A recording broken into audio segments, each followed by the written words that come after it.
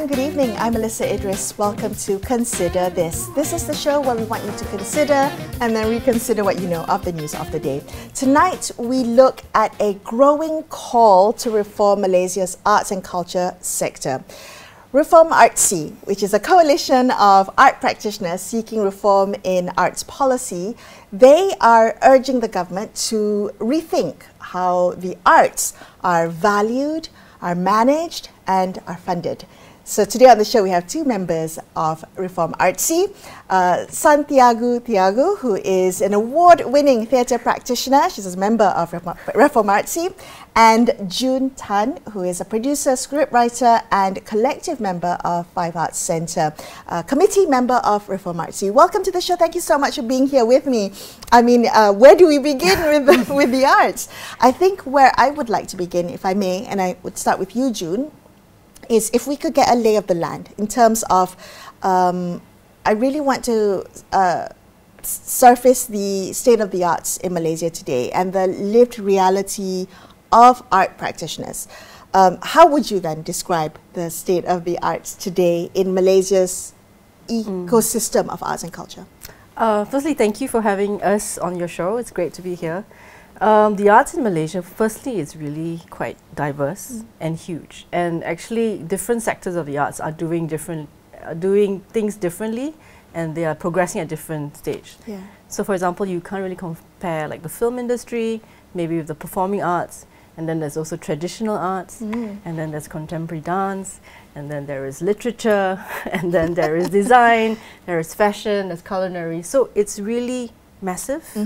So I think one of the problems is we look at the arts too generally. Okay. And therefore arts currently I think is very fragmented. The government's approach to it is very fragmented. Artists also are in different positions or different fields, which is fine. Diversity is fine. The state of arts education is unfortunately very, very low in Malaysia, especially in public schools. For example, in primary school, you have 48 hours of arts education per year. No. That's 2 full days of arts education. And if you think about your primary school experience, that would be like the recorder or like potato printing. Wow. So what happens is we try and move into co-curriculum, which is things after school. So one of the biggest challenges right now is getting art teachers and also artists to go and teach school children. So I mean, it's quite a big problem. So we're trying to look at it from a very holistic point of view, and we'll get into our suggestions actually to the government. I want to come back into how we think about the arts, and you're right, it's so multifaceted. It feels almost impossible to lump it under one big umbrella. But I want to come to you, Santhiagu. When you look at the current state of Malaysia's arts, what is it that you think we should be proud of? Clearly, there's something there that we must value and appreciate. So when you look at it, what should we be most proud of, and what feels maybe broken or needs fixing or needs improving? What worries you the most? So. Many prompt question there. Thank you so much for having me first. Well, for me, I believe this art scene is very diverse, very vibrant, very lively. It has its art, but it also has its weight as well. Because for someone who have started in the art scene like for the past 2 years, I'm still new, but I feel very welcomed. Because I'm seeing, for the past recent years, I'm seeing like the surging of like new talents, and that is one thing we should be proud of. Although a little is given, but we are making wonderful, wonderful things with whatever we have. So that's one thing that we should be proud of.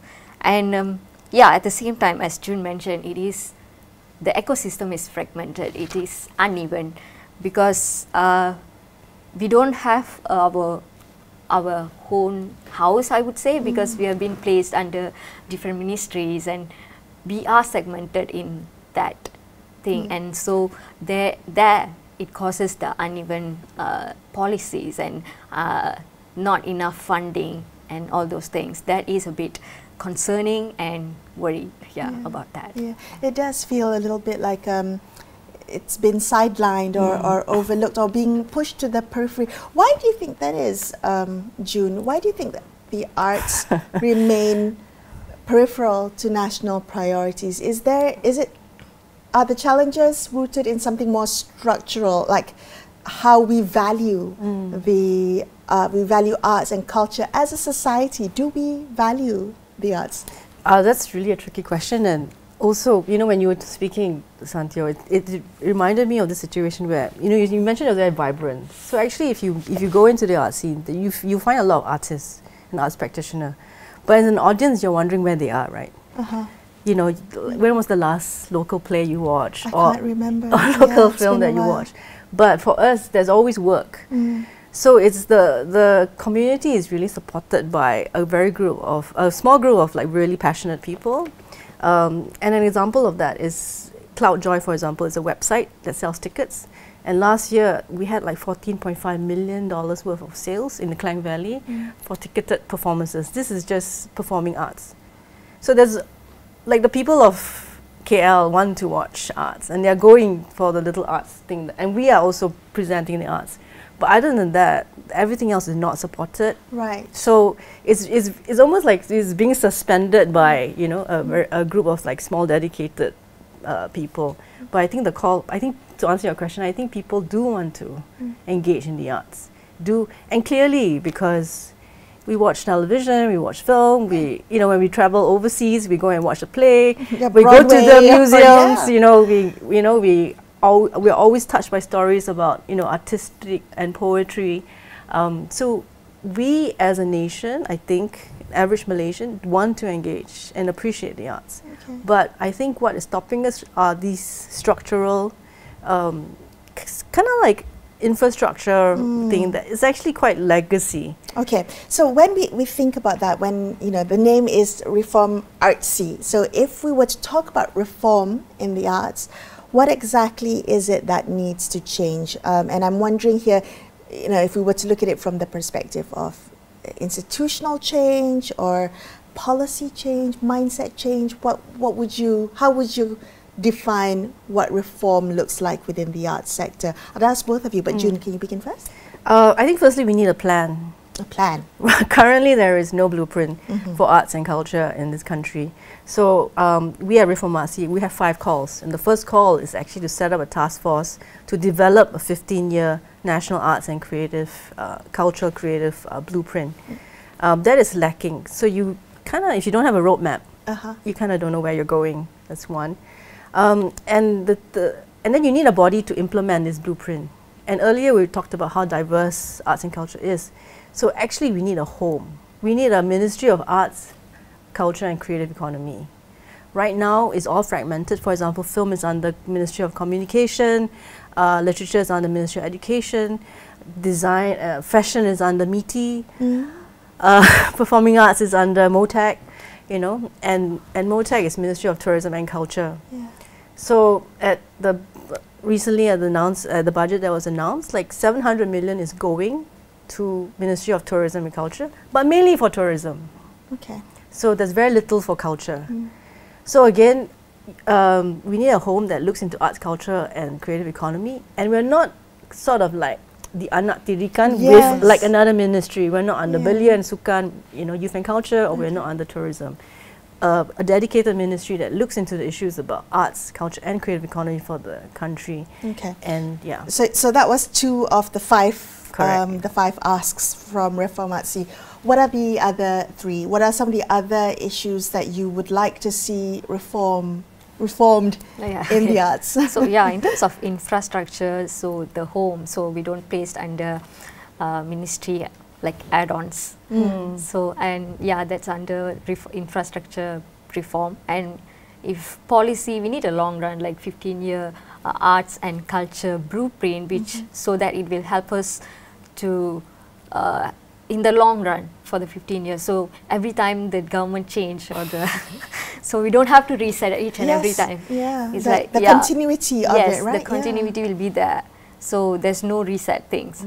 And if in terms of mindset, this is kind of personal to me, because people nowadays need to accept there is the value in in a different minority language performing arts or disabled-led work. So they need to understand the value in it. They need to accept that art is for everyone, like seni untuk semua. Because seni is not seni untuk setengah, because seni untuk semua.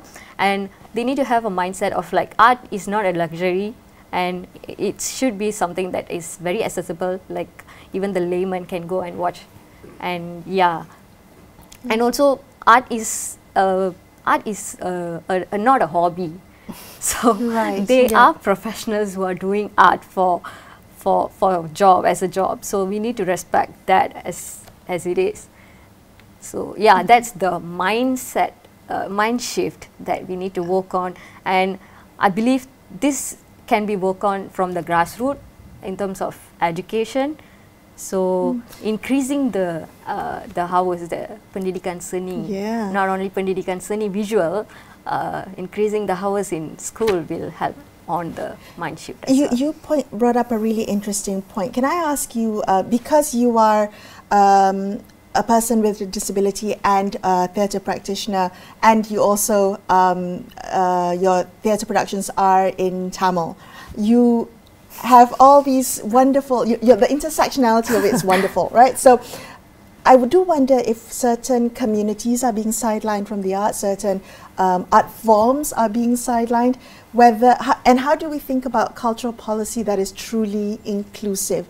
And I also want to note that a lot of this happens in the Klang Valley, right? So geographically it's centered here. But what if I was living in Perak and I wanted to be involved in the arts, consume some, a theatre production, for instance? That seems to be very concentrated here in urban centres. Do you have any perspective in terms of how you would like to see arts policy more inclusive?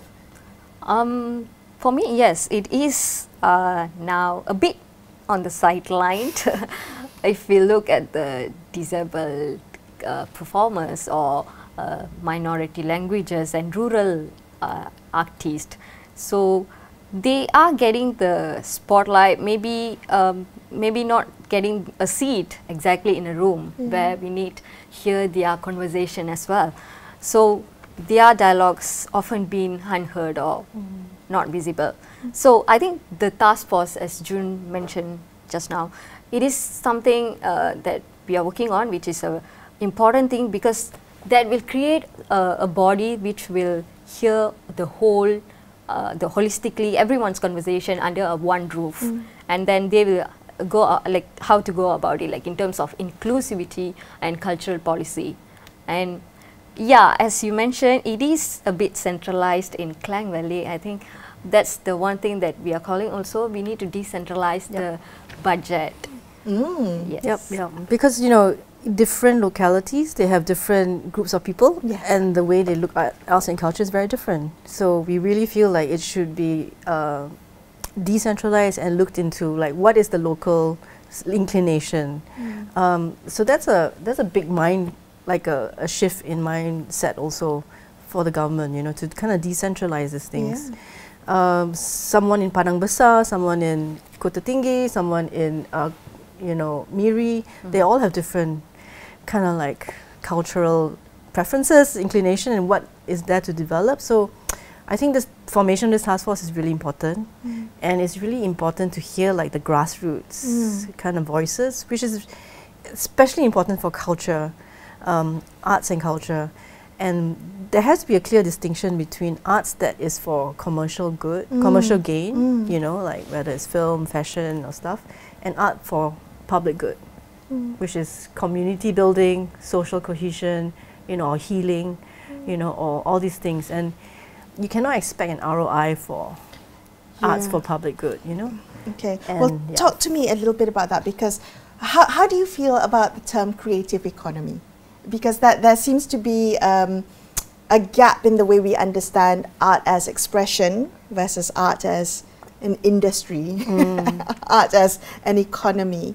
Are you comfortable with the term creative economy? I think it serves its purpose. Unfortunately, I feel sometimes it's lumped into, it gets conflated or is confused with all arts. Okay. Again, we have to differentiate that, arts doesn't really serve like a material gain all the time. You know, and what the creative economy does, it tries to create value out of things, right? It's transactional. It's about I put in this amount of work and then this is my ROI for this. But a lot of times art also is here to give like meaning to things, meaning to our lives, meaning to our relationships, meaning to things, meaning to our actions and our behaviors. It's a way to reconcile with our past, to connect with our past, to connect with our identities, to connect with our communities. And that cannot be necessarily a financial transaction. So I think that distinction has to be very clear. So I think a creative economy will serve its purpose, and it should. And the thing that's interesting is like the building blocks for both, it's kind of the same thing. Imagination, creativity, you know, and all the tools that you know, you need to, as an actor, you train to be an actor, or you train to direct, or you draw, you know, visual arts. So it's coming from the same pool, but actually the products are different, and the, you know, the outlook is different. So don't try and lump, for example, like, you know, Santhiagu, who just won a play, award for her play, for short and sweet, Tamil play. It's a live performance, but you can't lump her with, you know, Mariah Carey's concert. So you can't have the same guidelines because they're on stage, you know. So for example, right now, like live performances, we're all in the same category. So we go through the same requirements as a Mariah Carey concert, like the same, you know. Wow. So there has to be like a real understanding of really like what is the government trying to achieve with arts and culture. So that's great. It's one last point, yes, you know, please. so like, you know, creative economy, I understand that that's really for your, maybe for your voters, for your budget, for your economy. But if you really want the soul of the people, it's the arts and culture that we were talking about, you know, things that give meaning to our lives. Do you find that it's difficult to maybe convince? So now you have this collective, right, of arts practitioners who are calling for reform, calling for more funding, calling for, you know, a blueprint and maybe even a dedicated ministry.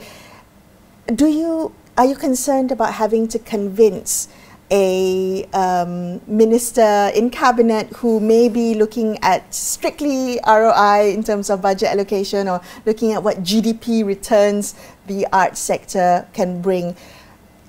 Are you concerned about how to convince the public and the policymakers why arts and culture should be a public investment, you know, a priority in terms of public like healthcare, like healthcare, like a right for, you know, every Malaysian should have, you know, access to good healthcare. So just like every Malaysian should have access to arts, to be able to learn about the arts, to be able to engage in the arts, to be able to participate in the arts.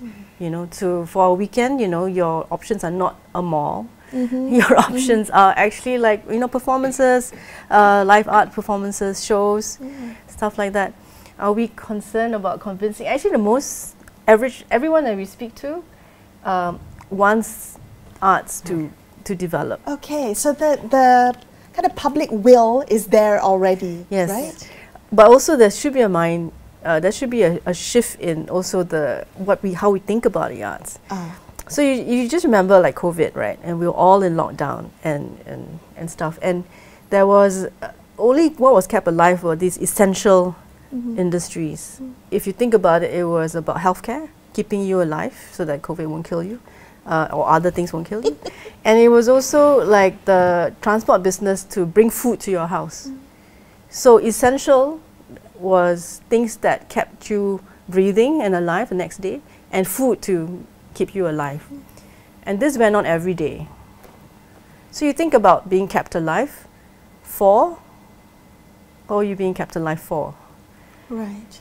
The purpose. Yes, right? the what purpose. Is the purpose? And then all of us, we were reading books, we were discovering our artistic sides, we were doing like cooking, we were trying out new dishes, we were being creative, imagination. Right.